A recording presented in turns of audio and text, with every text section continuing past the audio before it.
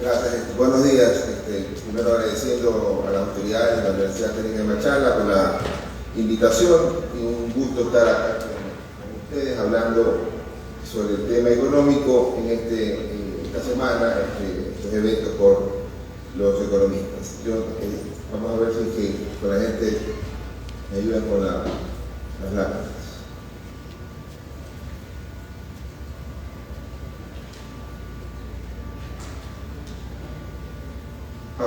Ahí está. Ojalá se vea bien. En todo caso, yo igual les voy a ir comentando y voy a ir metiendo ahí algunas ideas sobre el tema, ¿no? En la política económica en medio de esta crisis. Y empezamos con algo de coyuntura, el tema de cómo está el mundo y cómo está el mundo desde antes de la pandemia. Entonces, tomando año base del 2019, digamos, todos empezamos igual en el 2019, ese es el año base. Y vemos a China que va completamente desnotada, creciendo a un ritmo de 4.7% en promedio hasta el año 2024. Ecuador le cambiaron el año base para medir las estadísticas macroeconómicas. Antes el año base era 2007 y ahora el año base es 2018. Antes era fija, ahora es móvil. Y ese cambio de año base nos saca del último lugar del crecimiento económico promedio, que estamos nosotros como país igual a la eurozona, creciendo 0.7% promedio en los últimos 5 años, y ese cambio de año base nos hace ahora ubicarnos a nivel de promedio de América Latina en 1.7 promedio. Es decir, de alguna forma también hay un tema cosmético en ese crecimiento económico. Muchos países están adoptando los años bases móviles. Ecuador lo hizo el año pasado. El mundo crece 2.5, Estados Unidos por ahí crece 2.3, Perú crece 1.2, entonces la región en general no está creciendo a buen ritmo, pero Ecuador está de alguna forma con un crecimiento bastante lento. Sigamos. Esta quizás es una de las láminas complejas, duras para entender lo que nos está pasando. La línea roja es como crecen las economías en desarrollo, las economías emergentes, ¿no? China, India, América Latina, y crecen de aquí hasta el 2029. La estimación del Fondo Monetario es alrededor del 4%. Los países desarrollados, las economías desarrolladas, crecen con la línea azul, estimado que crezcan un poquito por debajo del 2%. Y el mundo en promedio está creciendo alrededor del 3%. Y Ecuador, la expectativa de crecimiento no llega ni siquiera a los niveles de los países desarrollados. Y eso es duro, porque habiendo tantos temas pendientes por hacer, tantas carreteras por desarrollar, tantos hospitales por mejorar, tantas escuelas, tantas universidades por mejorar, no tenemos ni siquiera la expectativa de un crecimiento adecuado como sería un país emergente, que tiene mucho para hacer, y por eso están creciendo fuertemente. Sigamos.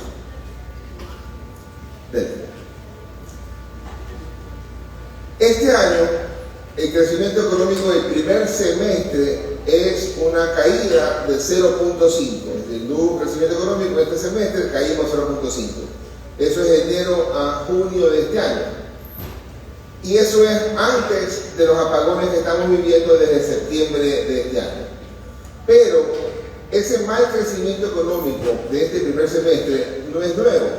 Si uno lo mira, ya el semestre anterior, es decir, el segundo semestre del 2023, ya la economía no creció, su crecimiento fue 0%. ¿Ya? Y uno chequea entonces, que a veces podemos confundirnos, ¿no? Mira que estábamos creciendo bien en el 2022 al 6%, y después en el 2023 crecimos al 2%, y ahora vamos a crecer, quién sabe si negativo o quizás casi nada. Pero el tema nuestro, que nuestro crecimiento ya viene malo desde hace un tiempo. Si dejamos afuera la pandemia, es decir, del 2020 para adelante, y nos enfocamos solamente en los últimos 2 años pre-pandemia, el 18 y el 19, ¿qué es lo que dice la gráfica? Que prácticamente Ecuador no ha crecido nada, porque los 2 semestres del año 2023, el crecimiento ahí está en promedio 1%. El 2022 2019 el promedio es 0%, es decir, no hubo crecimiento del 18 casi y el 19. Y cuando uno junta el crecimiento poblacional ecuatoriano, que es 1.5%, no hemos sido capaces de crecer ni siquiera por el crecimiento de la población.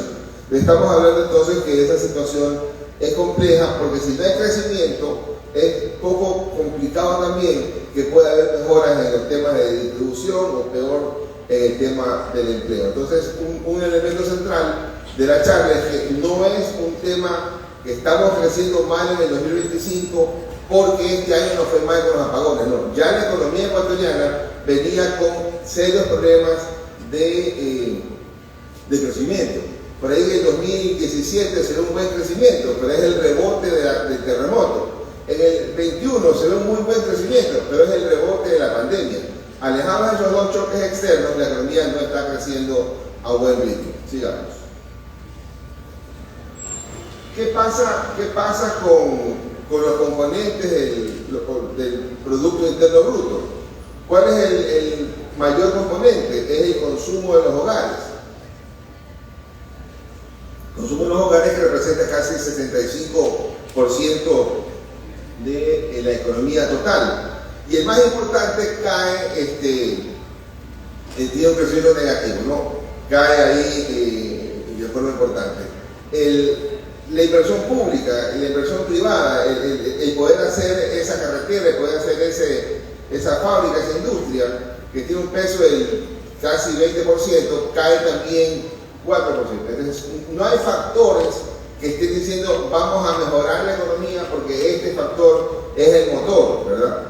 Por ahí el crecimiento positivo lo encontramos en las exportaciones. ¿Por qué? Porque se recuperó banano, porque se recuperó algo petróleo, el volumen, pero no es capaz de llevar a la economía hacia mejores crecimientos. Sí. Cuando uno mira ya las industrias, ya no ese otro me lo sube nomás. Eso. Ya vemos las industrias, ¿no? Por ejemplo, el comercio, ¿no? Es el sector más importante de la economía. Tiene un peso en la economía del 15%. Y el más importante cae del 2.3%. Entonces, la actividad comercial, que es la más importante, no tiene crecimiento positivo. Y quizás de las 10 importantes, la mayoría tiene crecimiento negativo. Y la construcción, que es la generadora de mano de obra, tiene una caída del 11%. Entonces, ¿cómo uno puede esperar que la economía se vaya a recuperar si hay, y sobre todo el empleo, si la construcción, que es el más importante, tiene una caída fuerte del 11%? Sigamos.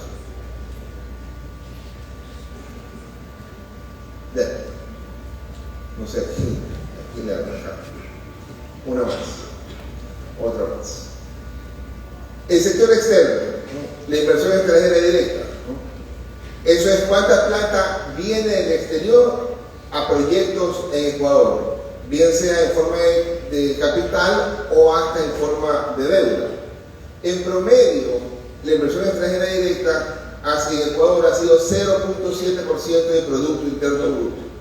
Es decir, si el Producto Interno Bruto este año es 120.000 millones, estamos hablando de casi 9.000 millones de dólares, pero 900 millones de dólares deberían estar en inversión extranjera directa. ¿Y cuánto fue el año pasado? Fue menos de 400 millones de dólares, o sea, fue apenas 0.3% del Producto Interno Bruto. ¿Y cuántos han sido los años de buena inversión extranjera? Por ahí el 2008, que es 1.7, por ahí el 2015 y otros años. Pero en esos años, esa inversión extranjera no necesariamente ha sido plata para un proyecto específico. En esos años, el 8 y el 15, es porque los gobiernos, y ahí un poco la política, por falta de plata, dijeron, en este año las deudas con el SRI que tienen acumulados varios años que no los han podido pagar, acérquense a pagarlas ahora, en el 2008, 2015 y el año actual también, acérquense a pagar ahora sin los intereses de demora, sin los castigos, paguen las deudas para que ya vayan dejando limpias esas deudas con el SRI. Esos son los picos de alguna forma que vemos ahí en la inversión extranjera, que supera el valor promedio del 0.7. Pero en los últimos 2 años, el país no ha logrado ser atractivo para y atraer inversión. Una más. El caso con las remesas es diferente. Este es un tema sensible porque es cierto que tiene un tema económico, pero también tiene un tema humano, ¿no? Uno no puede estar feliz porque el país sea el gran generador de recursos, de remesas y divisas por ese motivo, que la gente tenga que salir del país, abandonar el país para poder enviar plata de afuera.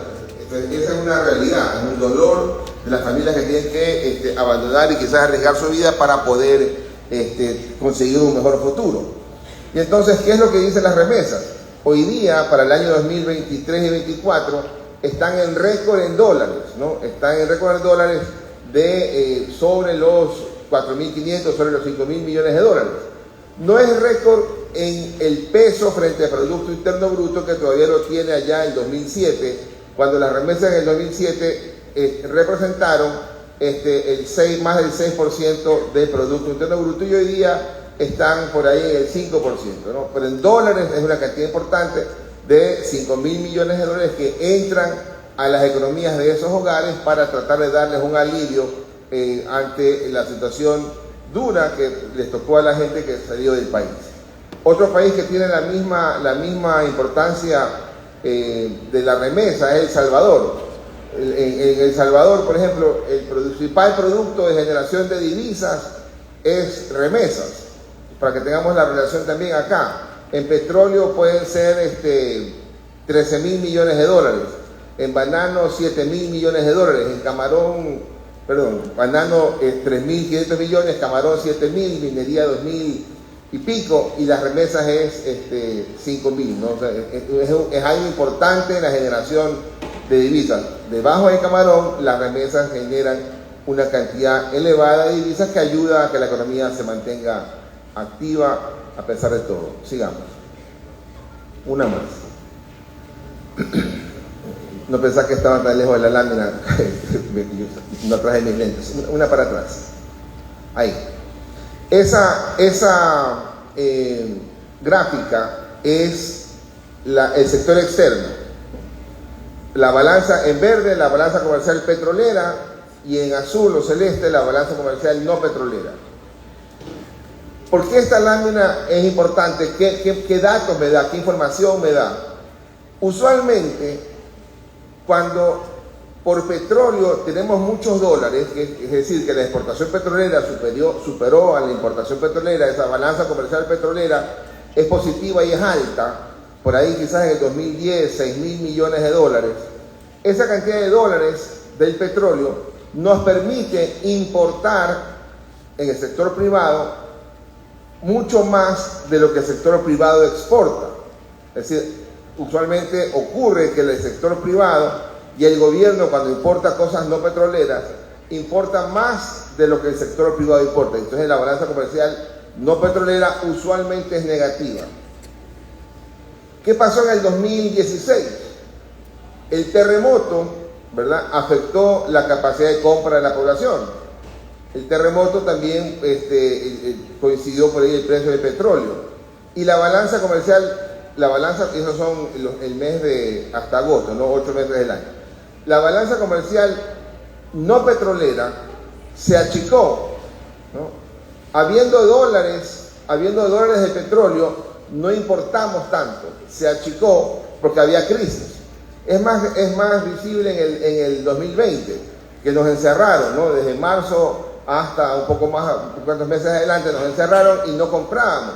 Entonces, cuando no comprábamos, importábamos menos.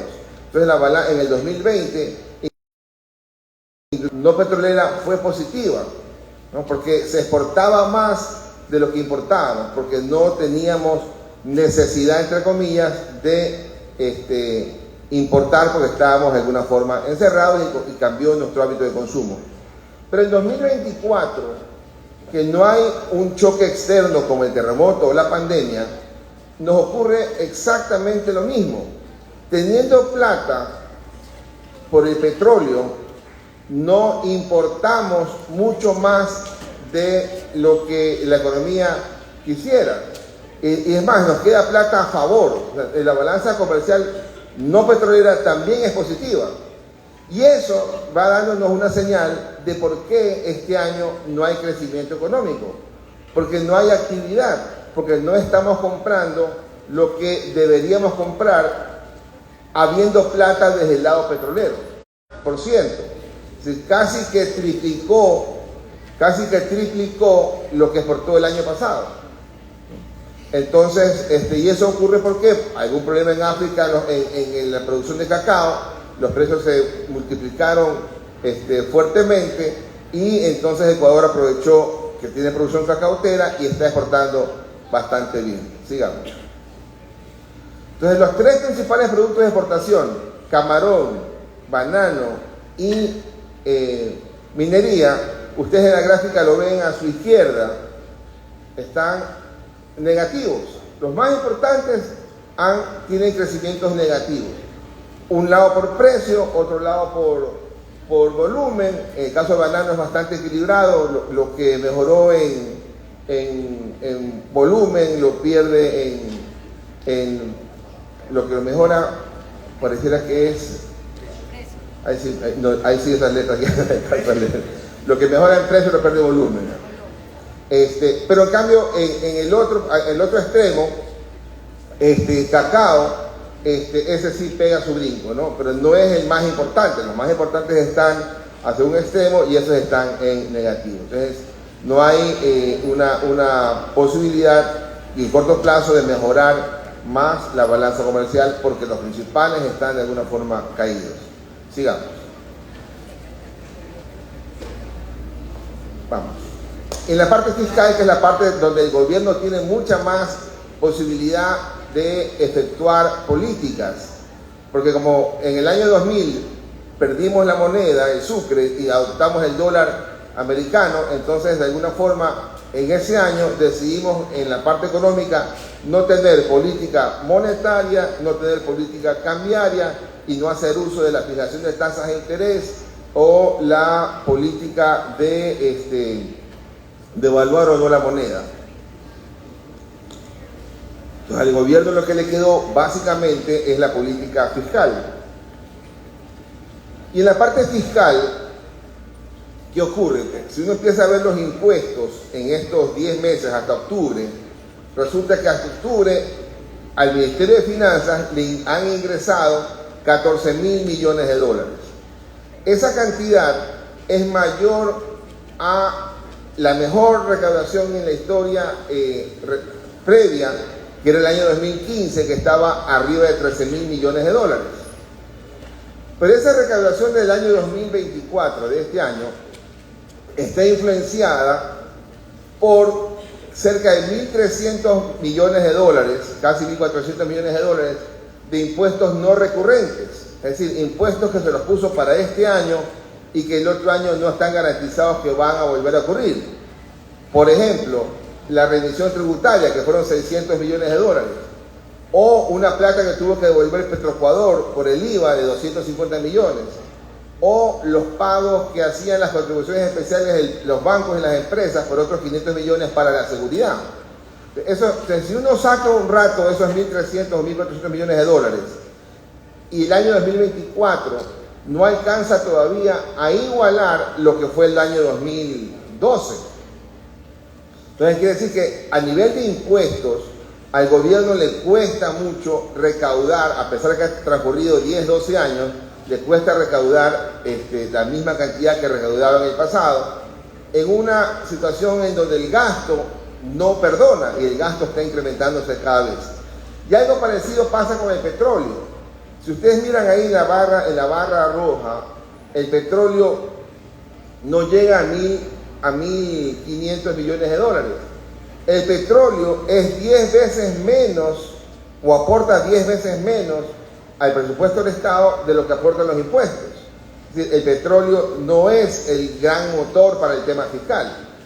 Uno de los motivos por los cuales ese petróleo está caído es porque todavía estamos con subsidio de combustible, sobre todo en el caso del diésel y también el tema del gas. Entonces, ahí hay cosas que en algún momento algún gobierno de un lado o del otro tendrá que sentarse a evaluar qué hacer para focalizar adecuadamente sobre todo el tema del diésel. En el pasado, por ahí en 2012, la proporción, o el 2011, la proporción entre petróleo e impuestos era más equilibrada, ¿no? Pero hoy día es 10 veces a 1. Sigamos. Una más. Otra más. Ahí.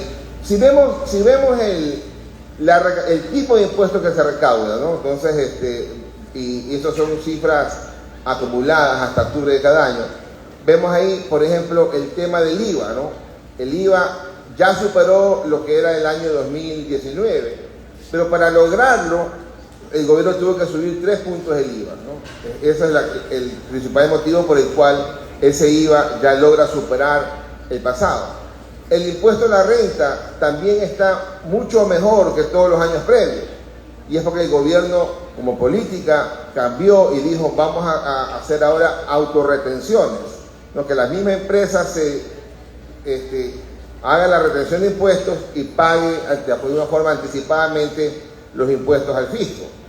Y cada vez que uno habla de estos temas en las empresas dicen, nos cuesta mucho, porque esto que íbamos a pagarlo en marzo o abril del siguiente año lo estamos pagando anticipadamente y nos quita capital de trabajo y nos quita posibilidad de ir a darle un poco de dinamismo a la economía. Pero es lo que el gobierno se encontró para poder recaudar de mejor forma los impuestos, y le ha ido bastante bien, ¿ya? Por ahí los aranceles, primero el IVA de importación también está mejor que en los años previos, los aranceles están más o menos en promedio, el ISD, que lo devolvieron otra vez al 5%, vuelve a tener importancia en la recaudación. Pero los más importantes son el IVA y el impuesto a la renta. Esos son los impuestos que entre los dos en conjunto quizás son unos 11.000 millones de dólares. Sigamos.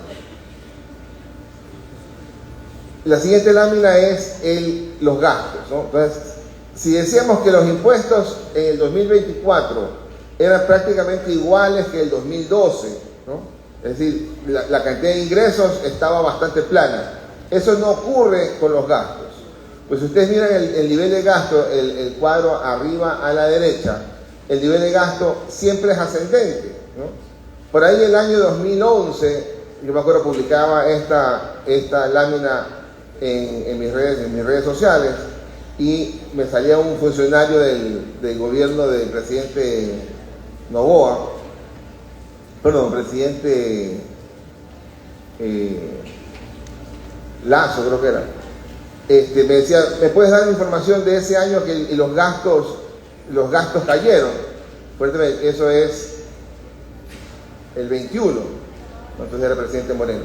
Entonces decía, mira, está bajo, ¿pero por qué? Porque contabilizaron mal, porque ahí no registraron un gasto de nómina que lo pusieron en la línea, en el cuadro verde, que era gasto de capital, obra pública, que pusieron casi 1.000 millones de dólares en obra pública, cuando en realidad son 1.000 millones en nómina. Entonces, esa aparente bajada en el año 2021 es más bien una falla en el registro, que nunca la cambiaron, pero sabemos lo que seguimos en la economía, que ahí hay un subregistro. Pero el punto es, siempre la nómina ascendente, siempre los intereses, que está abajo en azul, de deuda ascendentes, se caen en el 2020, porque ese año no se pagaron 900 millones de dólares por la crisis de la pandemia.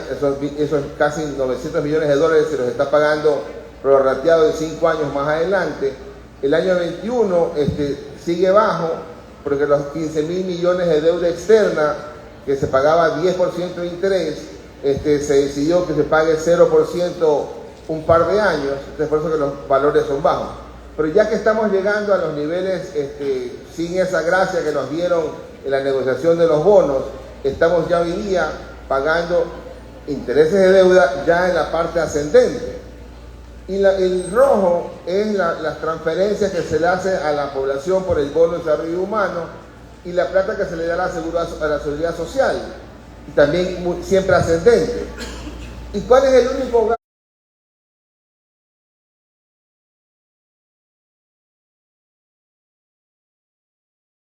¿Qué gasto se les ocurrió recortar? El gasto capital. Entonces, como no es de ahora, no es de este gobierno, es desde el año 2014. Entonces, ¿qué gasto capital no hago? Supongamos que alguien haya dicho, mira, ¿sabes qué? Como está lloviendo bastante, entonces no arreglemos ni demos mantenimiento a esas centrales térmicas, porque no hace falta, porque está lloviendo mucho, ¿no? Y pasó años y no le dieron mantenimiento, y hoy día estamos pagando las consecuencias de que esa maquinaria quedó obsoleta, que se dañó, y entonces hoy día hay que volver a invertir en traer e importar nuevos equipos térmicos para poder compensar esas otras hidroeléctricas, ¿no? El Toachi Pilatón, que se empezó en el 2007, 17 años después, recién en estos días está empezando a llenarse. Es decir, la lógica de la política, de alguna forma quizás empujada por el Fondo Monetario que te decía, ¿quieres plata para tu déficit? Recorta el gasto. Pero la autoridad dijo, ¿qué gasto recorto? No puedo votar gente, no puedo no darle plata a la seguridad social, no puedo dejar de pagar los intereses de deuda, no puedo eliminar los subsidios de combustibles, entonces no hagamos obra pública.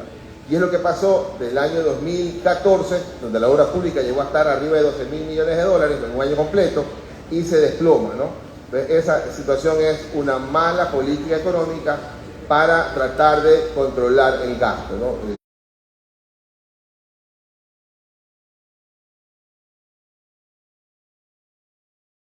En este año, cuando subieron los 3 puntos del IVA y le pusieron las autorretenciones. Sigamos.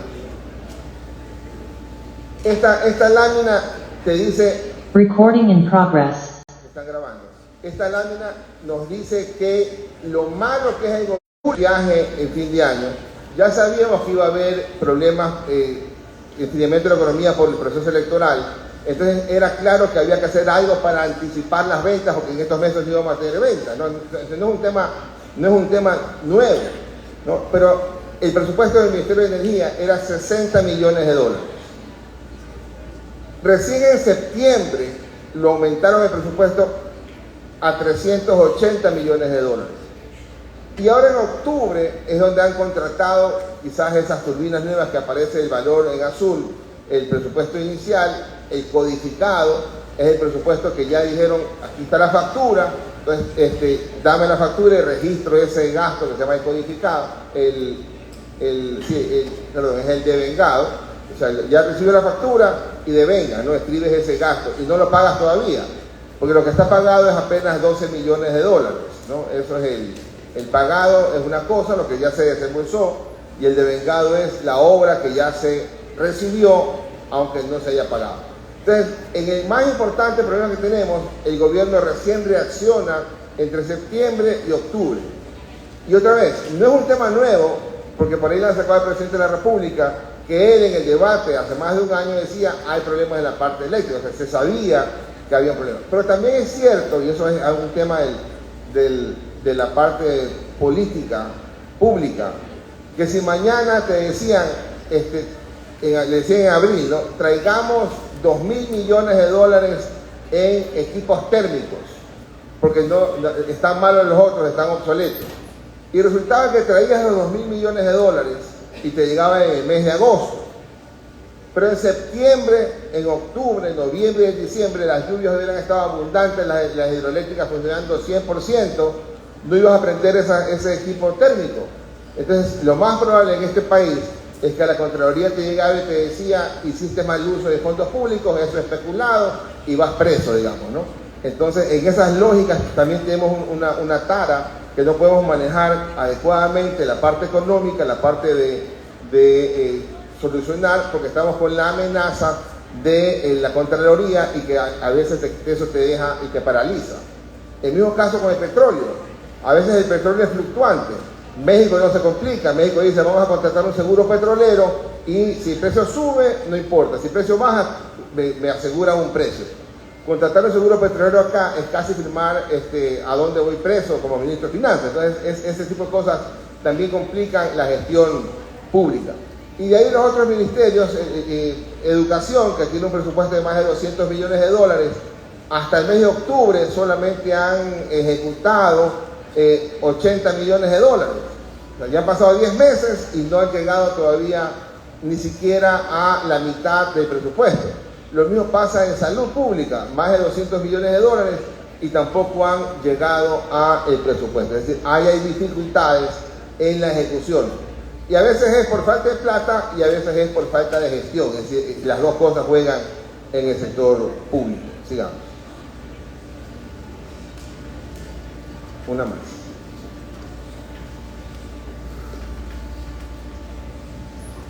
¿Cómo ha estado la banca? Ahí también hay poco campo de acción de la política, a pesar de que las tasas de interés sí están de alguna forma fijadas por autoridad y con una fórmula ahí para poder decir esta es la tasa de interés, que algo fluctúa, pero también hay tasas máximas que tiene que respetar la banca.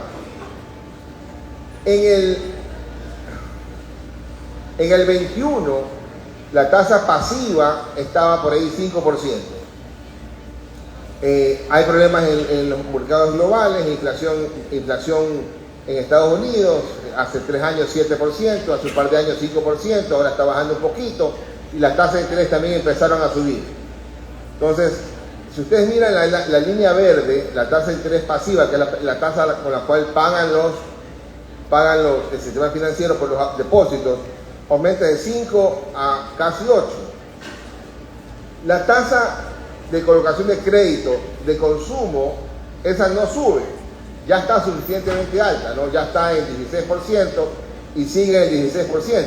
La fluctuación de la tasa la absorbe el sector empresarial, la tasa corporativa, ya la tasa del sector productivo, que pasa de 8% a 11%, y quizás en estos días ya está bajando un poco. Entonces, esa situación también afectó a que la economía se resienta, que se frene. Pues si la tasa de interés está alta, no puedo pedir plata para empezar ese proyecto, no puedo pedir plata para hacer esa planta que quería hacer. Entonces también hay elementos que van confabulándose para que haya ocurrido lo que estamos hoy día en este año de estancamiento. Siguiente. ¿Cómo están la siguiente lámina? ¿Cómo está el nivel de crédito? Creciendo 8%, que es un poquito menos que el 9% del año pasado. Pero ese crecimiento no sirve para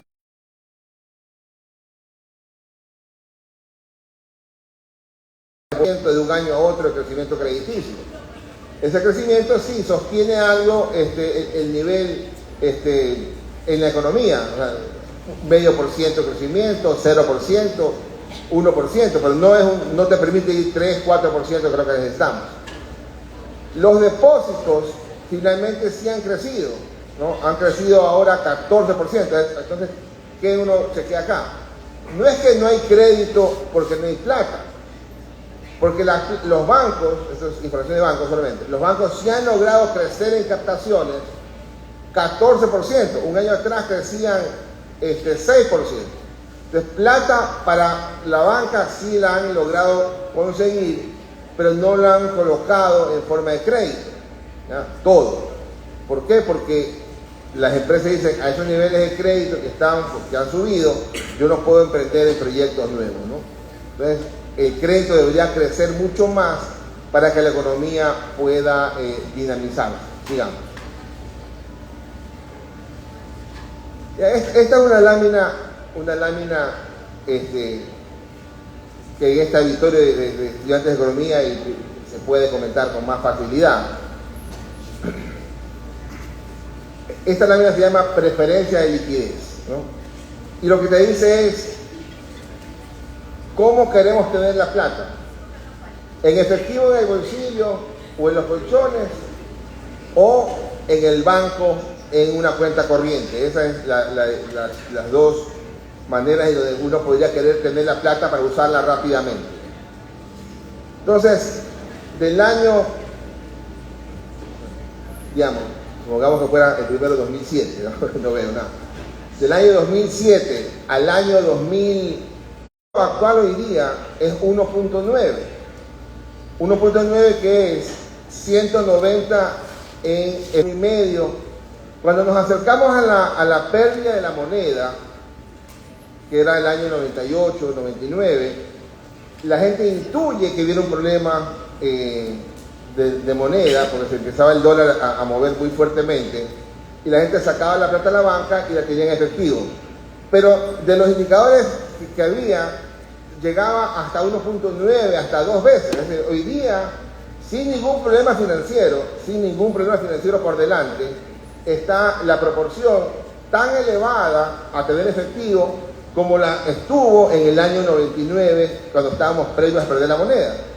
Entonces uno dice, ¿y por qué tenemos tanta plata fuera del sistema? Al menos es lo que dice el Banco Central cuando lo mide. Y la respuesta seguramente es porque hay plata que no quiere ser medida por la banca, no quiere ser medida por el SRI, no quiere ser medida por las autoridades. Es plata que quiere estar bajo radar, digamos, ¿no? Entonces, ¿cuánto puede ser eso? No sé, de pronto son de los 19.000 millones que hay en efectivo y hay 10.000 en la banca en cuenta corriente. De esos 19.000 millones, quizás lo normal, entre comillas, sería 15.000, y por ahí hay 5.000 millones que están tratando de moverse fuera de el radar. Sigamos.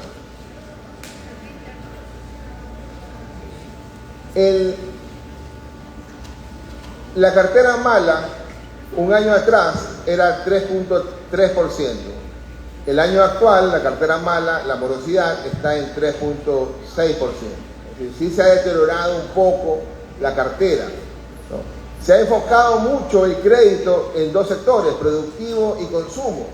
Y este año, seguramente consumo va ya, o quizás en los siguientes meses, consumo va a superar el tema de productivo. O sea, va a haber más plata destinada al consumo que al sector productivo, ¿no? Entonces eso está ahí bastante por el nivel de crecimiento, ¿no? Porque el consumo está creciendo mucho más acelerado que el mismo productivo. Sigamos. Que vamos en la parte de las conclusiones. Este tema de acá, decíamos al principio, ¿no? Estamos creciendo mal, ni siquiera crecemos como un país desarrollado, crecemos ni siquiera al nivel de crecimiento poblacional. Entonces, si no hay crecimiento, no hay actividad económica, es difícil generar empleo. Y veamos esta lámina, que es cuánta gente está afiliada a la seguridad social del sector privado y cuánto del sector público. Y veamos la foto hasta agosto, que es la última que presenta el INE. Hay 2.215.000 personas afiliadas a la seguridad social desde el sector privado, que es apenas 20.000 personas más de las que estuvieron afiliadas en diciembre del 2019. O sea, han pasado 5 años y solamente la afiliación a la seguridad social ha incrementado en 20.000 personas. Con el sector público, antes habían 650.000 personas en el sector público, hoy hay 644.000. Es decir, ha bajado inclusive el número de personas afiliadas a la seguridad social en el sector público. Es decir, no hemos logrado mejorar la capacidad de generar empleo. Siguiente. Aquí es el dato del INE, las encuestas de empleo, y un poco más largo el plazo.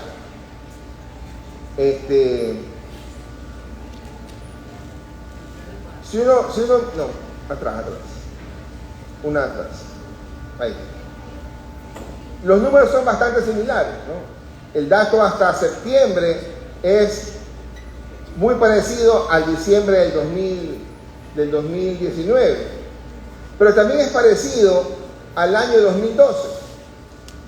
Es decir, desde 2012 a la fecha no ha habido una variación importante en el empleo. Por eso, en la campaña del presidente Lasso y en la campaña de Moreno, cuando pierde Lasso con Moreno, Lasso decía en su ofrecimiento, en la política que quería plantear es: quiero generar 1 millón de puestos de trabajo en mi gobierno. Moreno, cuando acá atrás, decía: yo voy a generar 250.000 empleos por año. Exactamente lo mismo era el ofrecimiento en la campaña. ¿Pero por qué? Porque era claro que había problemas en el empleo. Llegó el empleo a estar creciendo bastante bien, pero en algún rato se estanca y luego se cae. Pero el empleo, yo trato de graficar lo grave que es la cifra cuando pongo lo que está escrito abajo, cuando digo la población económicamente activa. En el 2012, la gente que estaba en edad de trabajar era 6.700.000 personas. 12 años después, hay más gente. Ahora hay en edad de trabajar, la población económica activa, 8.700.000 personas. Es decir, ha aumentado 2 millones de personas del 2012 a la fecha en edad de trabajar. Y cuando uno hace la resta del 2024 de septiembre al 2012 de diciembre, es prácticamente nada. Es decir, esas 2 millones de personas no han logrado emplearse formalmente, que tengan 40 horas de trabajo, que tengan sueldo arriba del básico. Buena parte de esa gente ha optado por el emprendimiento. Buena parte de esa gente también tiene algún problema de empleo o subempleo. Es decir, hay crisis económica y este indicador del empleo es uno de los más importantes. Y ustedes que están estudiando en la universidad tienen que saber que tienen que ir pensando en que si voy a optar por el empleo o si voy a optar por un negocio y voy a juntarme a ver qué es lo que voy a ir trabajando, porque la situación del empleo hay que trabajarla muchísimo todavía. Sigamos. Inflación en barras el año pasado, en línea verde el año actual. Si ustedes miran en abril, hay un brinco en la inflación, ¿no? Y eso es porque el gobierno aumentó el IVA de 12 al 15 y los precios en el mes de abril se levantaron. Pero como no es que todos los meses aumentaba el IVA, sino que solamente fue en el mes de abril, los precios subieron y luego se quedaron iguales. Y quizás como no vendía, entonces los precios se bajaron inclusive, ¿no? Entonces, por eso la inflación hay un pico y una caída. Y en octubre de este año están idénticas. La inflación de este año con la inflación del año pasado, 1.8%. Y quizás el año terminemos o entre el año pasado que fue 1.35 o quizás 1.9. Yo me atrevo a decir que es más cercano el 1.35, o sea, porque si no tengo plata en el bolsillo no puedo presionar los precios. Entonces, si no subo presión de los precios no tienen cómo subir. Sigamos. ¿Qué es lo que dicen los organismos internacionales sobre el crecimiento económico? Empecemos por el Banco Central de Ecuador, local. Dice el Banco Central: yo creía que la economía iba a crecer 1%, hice mi estimación y cambié, mi estimación ahora es 0.9 para el 2024. Y el año siguiente va a ser 1.5. Y empiezo aquí destacando una cosa: si este año es un mal crecimiento económico, el año siguiente, de alguna forma, por el concepto del ciclo económico, que si estás caído, el año siguiente te recuperas, si estamos en la parte baja del ciclo económico, entonces el año siguiente, por fuerza, va a mejorar, va a tener un rebote, ¿no? Estamos en la parte baja del ciclo económico el año actual, lo vamos a ver más adelante. El Banco Mundial decía al arranque del año 0.7 para Ecuador, y en junio dijo no, va a ser 0.3. El Fondo Monetario dijo 0.1 para Ecuador y en octubre corrigió y va a ser 0.3. El Banco de América hace 4 o 5 meses dijo no, Ecuador va a menos 1.5 y rebota el año siguiente 2%. El que está perdido en la nebulosa es la CEPAL, que dijo 1.8 este año y no la ha cambiado. Si dice a mí la estimación para este año para mí es negativa, entre 0.5 y 1.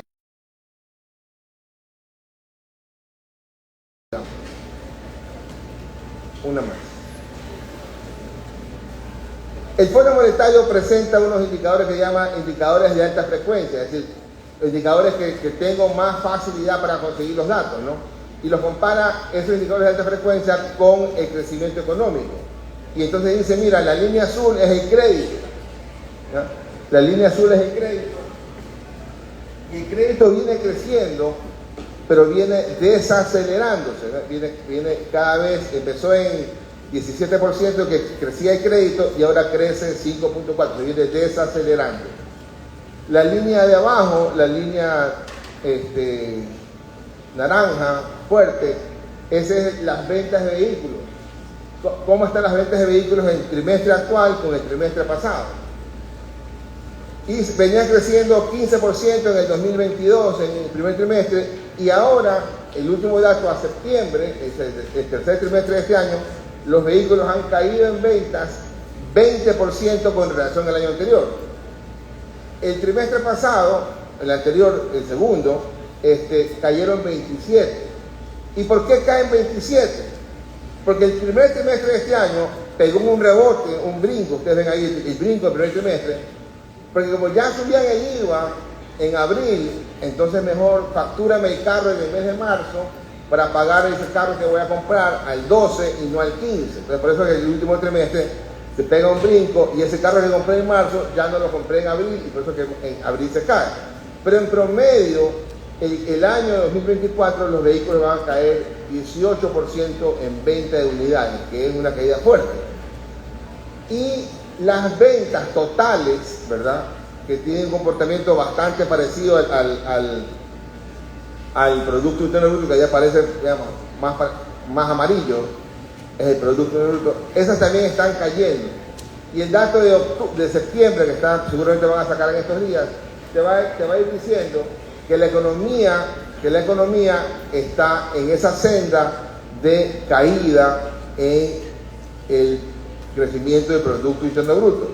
Si el primer semestre cayó 0.5, en el segundo la caída puede ser mucho más fuerte, ¿no? Entonces, por eso que el año completo terminaremos en caída. ¿Qué puede hacer el gobierno? Hemos hablado, ojalá que el gobierno pueda pagar más rápido los atrasos que tiene, que pueda hacer más obra, que no nos complique tanto el estiaje del otro año que viene en abril, el estiaje del próximo año que vuelve a hacerse octubre, noviembre, y se vaya preparando para esos momentos. No sé si tengo una lámina más o pues me quedo ahí. Una más adelante. Para adelante. Ok, me quedo ahí. Me quedo ahí para... ¿Tiene alguna duda o desea realizar una pregunta? Por favor.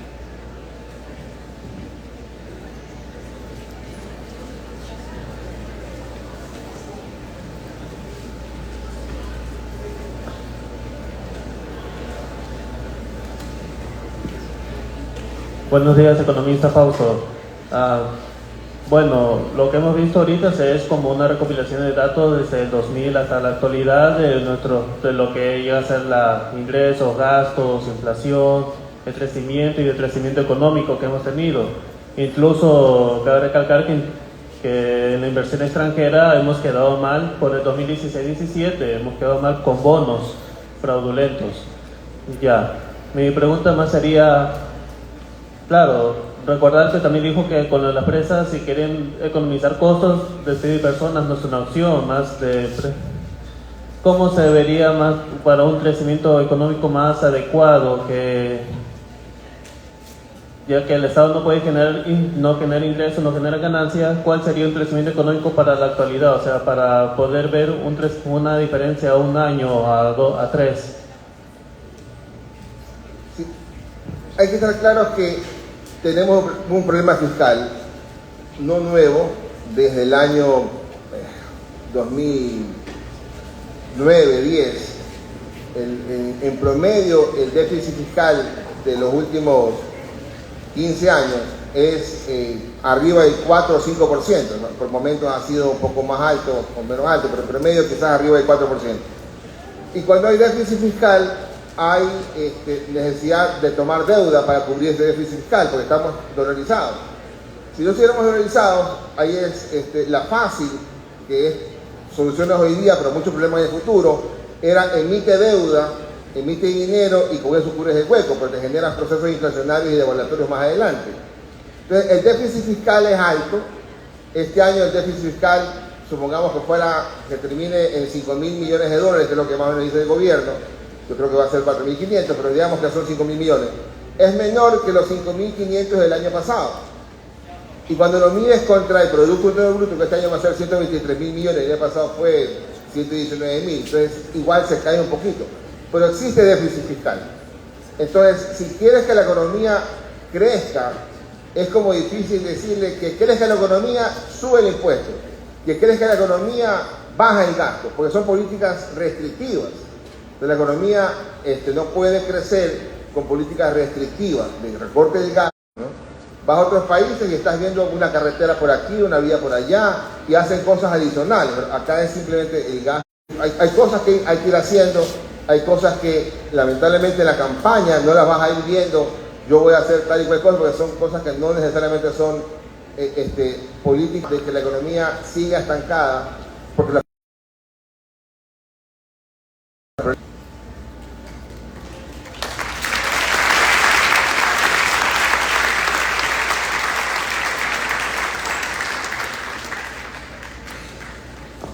¿Alguna otra pregunta?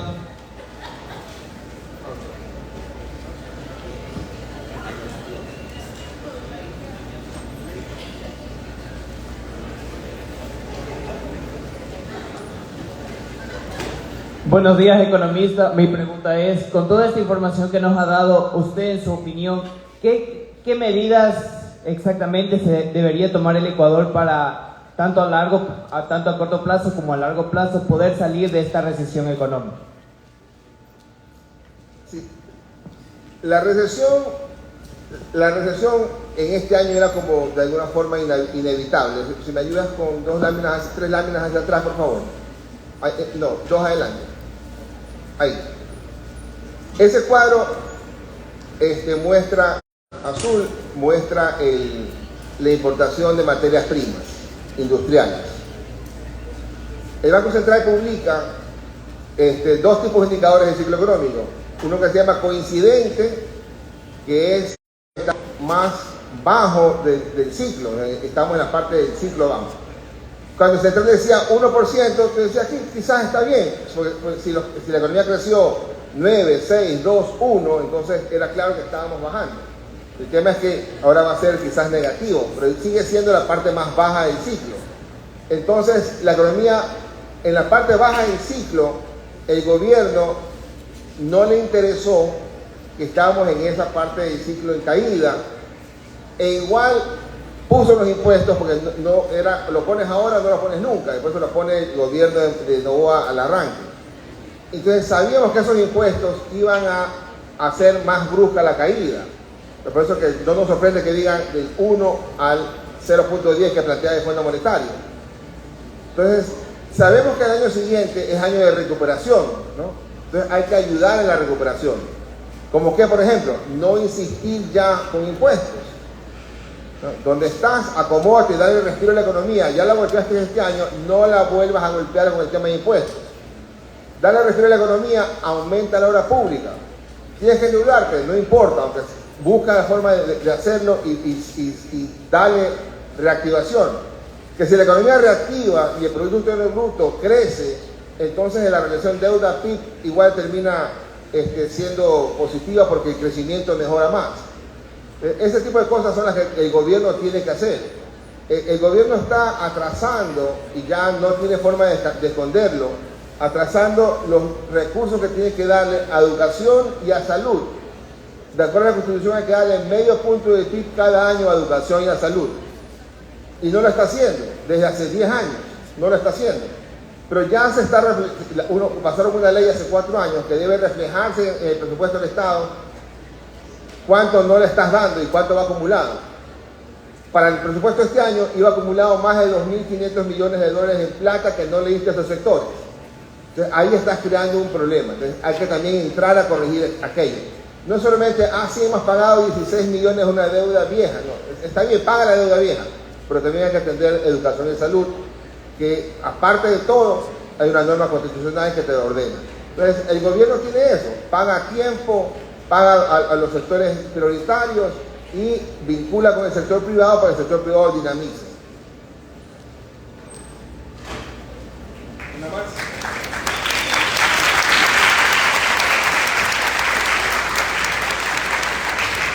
Bueno, es un gusto, Fausto, vernos en vivo después de algún tiempo. Creo que la génesis de esto es la Constitución del 2008. Ahí tenemos un punto de partida cuando se construye una constitución ideológica que da al gobierno los famosos sectores emblemáticos. Yo he escuchado que uno de los mecanismos que dicen los chicos es, ¿qué pasa en el sector público? Y tú lo acabas de decir, reactivar el gasto público. que es poco probable. Cuando tenemos, por ejemplo, las demandas a la Corte Constitucional por los derechos de la naturaleza, por ejemplo. Cerramos hace poco en una consulta el campo de Cutí, y eso es una pérdida de miles de millones de dólares. Entonces, la pregunta es, ¿cambiar el país bajo el mismo esquema en el que nos encontramos, en donde casi lo que acabas de decir está atado el crecimiento de manera inercial del gasto público? No se puede hacer si no entramos en una reforma constituyente para que permita mayor inversión, que claro, no es inmediato, ya este año está perdido, pero podríamos trabajar en el próximo año considerando la apertura a la inversión. La banca, el sector financiero sigue siendo manejado por pocos bancos, hay un control financiero muy fuerte. El sector eléctrico ahora sigue siendo generación, distribución y comercialización del Estado, no funciona. Y así podríamos hablar de otros sectores. ¿Consideras tú que tendríamos que entrar a una reforma constituyente, un poco que regule estas cosas que se construyeron bajo el esquema revolucionario del buen vivir y todas estas cosas que ahora sabemos que no funcionan, o podemos hacerlo de otra forma? Mira, gusto de saludarte. Yo creo que menos elecciones es mejor, ¿no? Porque el proceso electoral es todo un estrés en la economía. La elección de las 7 preguntas o 9 preguntas, que hubieran, muchas de esas cosas hubieran podido hacerse sin la consulta, la elección por la muerte cruzada hace un año, la elección de Lazo hace 3, entonces, menos elecciones es mejor. ¿Ya? Yo sí creo que va a ayudar esta crisis al final del día de energía, va a ayudar a entender lo importante que es que el sector privado pueda participar en el tema eléctrico. Pues no hace sentido que nos salvamos de 2 horas de apagones porque le compramos al sector privado colombiano. Entonces, ¿cómo así comprarle al privado colombiano no es pecado, pero comprarle al privado ecuatoriano sí es pecado y está prohibido, ¿verdad? Entonces yo creo que sirve esta crisis para entender y graficarlo bien, es claro que el sector privado en ciertas áreas con los debidos controles podría participar. Pero mucho de la acción política mucho de la acción económica es política. Entonces, un gobierno, ¿qué hace falta más que la Constitución? Es un gobierno fuerte, digamos, ¿no? El gobierno de Lazo fue un gobierno débil, que decidió complicarse la vida una semana antes de arrancar, y ahí vivió complicado todos los 2 años. Entonces, un gobierno que pueda ganar con suficiente holgura, con suficientes buenos proyectos y con el apoyo popular, ese va a poder hacer los cambios que necesita, más que la Constitución, porque si vamos a la Constitución, lo más probable es que el cambio que tengamos es algo que diga el siguiente gobierno puede quedarse aquí para siempre, digamos, ¿no? Entonces, esas lógicas de cambios constitucionales, yo prefiero que no entremos a entorpecer la Constitución como un todo y otra vez una asamblea constituyente, que estemos entrampados ahí. Ciertos cambios puntuales, ¿no? Algunos pequeños cambios que pueden ir adecuando el tema, pero el asunto es hacer lo que corresponde, ¿no? Y no perder tiempo en aprendizajes, ¿no? Todos hemos sido, todos los funcionarios públicos que hemos estado en función pública la primera vez en la vida, ¿no? No es que alguien llegó a la función pública y antes ya en la otra vida tenía experiencia. Todos arrancamos con 0 experiencia y fuimos haciendo experiencia en el sector público. Yo pongo mi caso puntual. Cuando Correa era ministro de Finanzas, yo fui el tesorero de la Nación.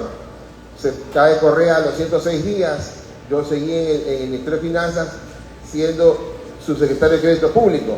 Después viceministro de Finanzas, y después en el arranque del gobierno de Correa, ministro de Finanzas. Entonces sí pudiste ir acumulando experiencia, que es distinto a alguien que dice un día antes de la posesión, ven que te nombro ministro de Finanzas. Ahí hay un proceso de aprendizaje que el país no está para perder esos tiempos, ¿no? Ya hoy día, ojalá el ministro que está actualmente, el ministro Vega, que ya cuenta con la experiencia de casi este año en funciones, si el presidente actual es reelecto, que al menos lo mantengan, pues, ¿no? Ese tipo de lógica, y que no ocurre que todo es un borro de nuevo. Eso es lo malo, que el país cada 4 años o cada 2, de acuerdo a la muerte cruzada, es un borre y va de nuevo. Y eso nos perjudica mucho más que el tener una constitución buena y perfecta, digamos, porque esa no existe. O sea, hay que hacer cambios, pero con un gobierno más fuerte, preferible que una constitución muy buena. Gracias.